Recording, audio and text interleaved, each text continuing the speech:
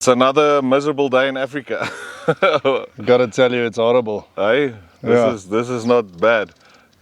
It's not a wind. It's a Wednesday afternoon. Wednesday afternoon. Last time it was a Thursday.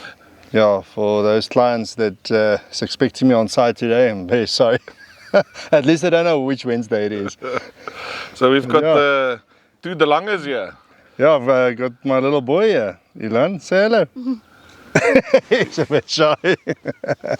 Yeah, so I thought to bring him out for a quick fishing session, and you guys are here, so why not? Yeah, just absolutely. do a quick a live recording of what we're doing actually. Yeah, we've got some rods out, and the young man was very keen to come out with us.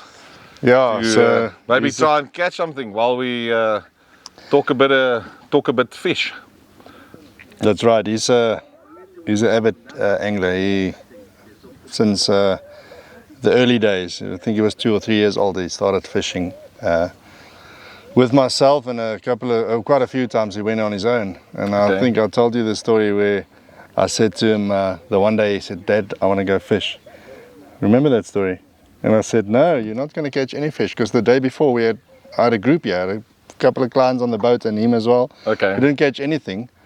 And then he's like, "No, but I'm adamant, I want to go fish." So at first I just gave him a line and a hook just to keep him busy. Yes. And I thought, no, you can't really bullshit the youngster. Let me give him a proper bait and everything. So he came back with a housemate, and they caught, between the two of them, I think they caught 12 carp for the day. What? He came back with a bucket. He had 6 carp in the one and she had 6 in the other one, and they just awesome day. Well so done. It shows you, yeah. Well yeah, done. Five. Yeah, the man. So yeah, he loves the fishing. Oh, nice. So yeah, we thought there's no chance we're going to come down here without him. Yeah, I mean, So, and you guys are very privileged. You actually stay at the aquatic club here in Harties. Yeah, so this is on the water every single day. This is your home course. It's our home course, exactly. So we're very blessed to come home from a long day's work, and you're sitting here, come down to the water, especially summertime. Then it's still, it gets darker much later. Yeah. So then we like to come down, Linnell, myself and the boy, and just put in a couple of rods just for him, and then we have a sundown or whatever. I mean, you can't beat this. And with this backdrop, it's gonna be difficult to beat that. Yeah, exactly. So yeah, you want to say hi to Elmar? Yeah, and he normally, he's quite vocal, but yeah, for the viewers out there, he's Afrikaans boy. But I mean, our neighbor is English, and he's always, Linnell and I are actually amazed with his vocabulary. Yeah. His English, it's not like us when we were in school, but I know you're always quite good with your English, but I was horrible in school. Proper Dutchman. But it got slightly better after school, because I mean, worked in Joburg and had to learn the lingo. It was difficult at first, but I think we've got it sorted to some extent. I think we can help ourselves. Yeah, I think people can understand us to some extent. I always just look at my mates. If you're just slightly better or sound a bit better than they do, then yes, I've got a few friends, but I'm sure you do as well. They don't have the English. The airtime is gone. It's done. No, lekker. Well, yeah. So this episode we definitely going to dive in a little bit deeper into your fishing kit here, and what you like to frequently use. So yeah, maybe take it away. We've got 2 nice rods here with some. Yeah, so these are one of the latest models of the Shimano rods. Okay. So yeah, we basically refer to this type of angling as just conventional angling. Okay. Bank angling, and obviously we don't do that often where we stay now, because we do have a big plant problem and you have a lot of line pressure. So we like to do the boat more often than not. But to the open, clear water. Yes. Now, I mean, Harties has always been synonymous for its hyacinth issues. The municipality doesn't really participate in really keeping the dam neat and tidy, which is unfortunate, but however, it's still a magnificent place to come and do some fishing. Yeah. So that's exactly it. I think our conventional style of fishing is more successful on the boat, although mostly the guys that's fishing, you know, especially our resort and all the other banks around the dam, tend to go to the specimen side of fishing. So that's a whole complete different style of fishing. Okay. So specimen, you've got just different baiting methods. You've got different rigs that we use, hair rigs and such. It's just you're targeting bigger fish or targeting big carp. And because Harties is now, over the last 10 years, really Overfished. delivered and produced big fish, the specimen side of angling is really dramatically increased. Okay. But it was always, since we were, you know, still youngsters, Oh, yeah. Harties was the go-to dam to go and just 𝗶𝗲𝗀𝗀𝗹𝗲, like we call it, you know. So we go to this style of, this is still the old conventional, you know, like my granddad used to do, and Yes. What we used to do. it still works, and it's obviously to catch smaller fish. Also you can catch the big ones. Nothing is, it's just more traditional style of fishing. So this is our 𝗶𝗶𝗀𝗀𝗋 way of doing things. Porridge for those For those that don't that don't know. understand that lingo. So we, yeah, so we'll come out with a bit of ground bait.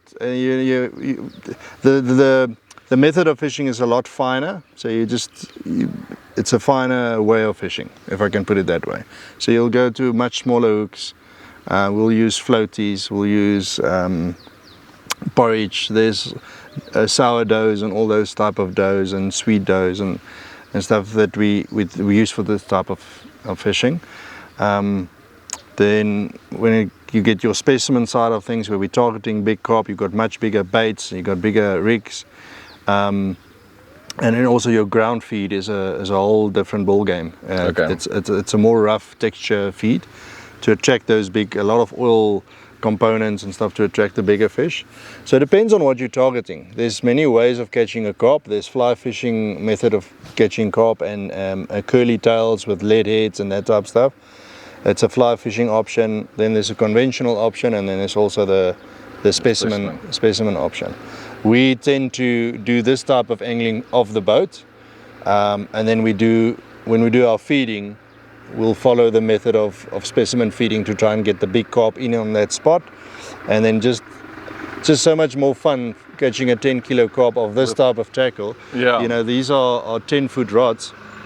We normally just use 7-foot rods on the boat, Yes. much smaller reels, and then yeah, that's the long and the short. Okay. It's a much bigger challenge, and it's just more exciting to catch a big fish on light tackle. You feel the fight a bit more, and Yes. typical to what you will do when you catch a 10-kilogram tuna on heavy tackle. I mean, the fish is just so much stronger and you know, in sea and salt water. But then there we go. There we actually have a bite. Oh, we've There got we a bite. We've got action here. Right, so we get the youngster to bring this one in.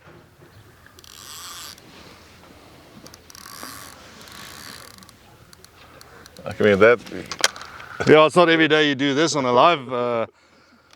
Okay, Okay, buddy, you're there. All right. Okay, the young man's gonna reel it in for us.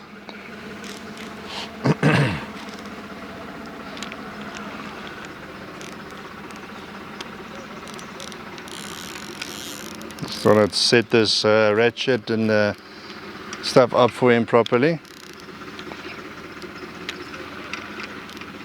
Or the drag. That's fine. Okay. Go, there you go. Just slowly, Nick. Slowly, slowly, slowly. Okay, control. Go stand here, over here, buddy. Stand hier zo. Staan nog 'n bietjie daar. Staan so, nog voor. Daar zo. Okay. Voel hy nog aan? Is still on. Bring him in. Looks like it's moving to. Let me just see if I can help you here. Sorry, buddy. To the docks. Yeah, that's a bit of a dodgy place to be.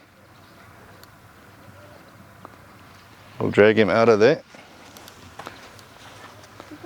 Ja, kom hier zo bij mij.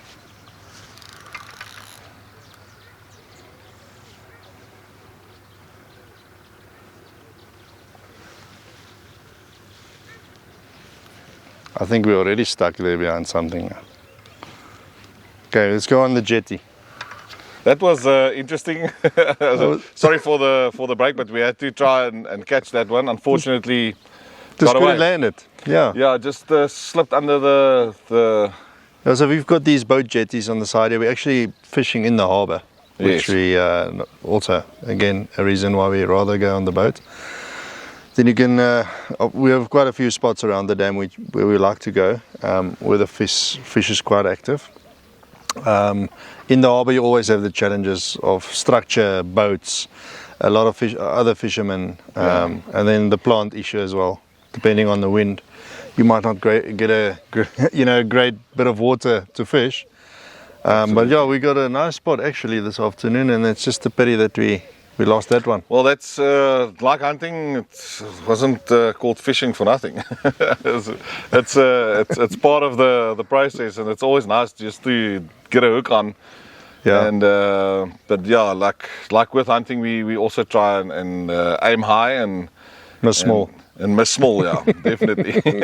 But we just had a little nib on the second rod while you were baiting up the. Yeah, I think first one. our chances are very good. We might get a couple. I think And we can get the youngster sorted, because he's obviously not too happy that that lost one that. got away. Yeah. But yeah, no, I think it's always nice if you got a line in the water. But I mean, if you don't have a line in the water, there's a saying, then you're not going to catch anything. Absolutely. So yeah, it's not the greatest. Actually, earlier we saw someone land a fish As we came down here, yeah. and it's not the ideal time. You know, it's the ideal time for fishing. It's not the most successful time Of the year, yeah, because it's still winter. It's still winter and although- cold, and so normally fish are not as fast and as aggressive in winter like they are in the summer months. And I've also spoken to a few guys this week. The fish was quite slow, Okay. so I think we actually lucky, and we caught a great afternoon to come fish a bit. And No, definitely. they're eating and they're feasting. So hopefully we get a nice one. That was actually quite a nice one. So It felt that Yeah. was going to be my next question. I reckon that was at least a 2 kilogram carp. So Okay. it wasn't the pun sizes or the smaller ones that we normally would think we're gonna catch by doing this style or this conventional style, and especially if we're getting bites that quickly. But yeah, so it was quite a nice one. So hopefully. No, we're definitely going to Yes. keep at it. And while we're still on the subject, you used a few things here that I'm not familiar with. Yeah, so the Maybe bait just- we used on these two rods was just, I like to go plain. Obviously, we've got loads of dips, and you know, when I still used to fish competitively, you had to have every dip, and it was just, it's like basically like your weapons and your rifles. You want to get the all the stuff and all the best stuff and the latest technology and the and the latest gadgets. Yeah, we gadget boys. We like those things. So especially the fishermen is the same thing. You know, you want every dip in your box, especially if you're just starting and you competitively involved in club angling and so forth. But over the years, I've come to I've got four dips that I go is my go-tos. Okay. It's and it's what we've used a bit now. It's called a chop, so it's a pineapple. I like plain as possible. So this is my personal preference.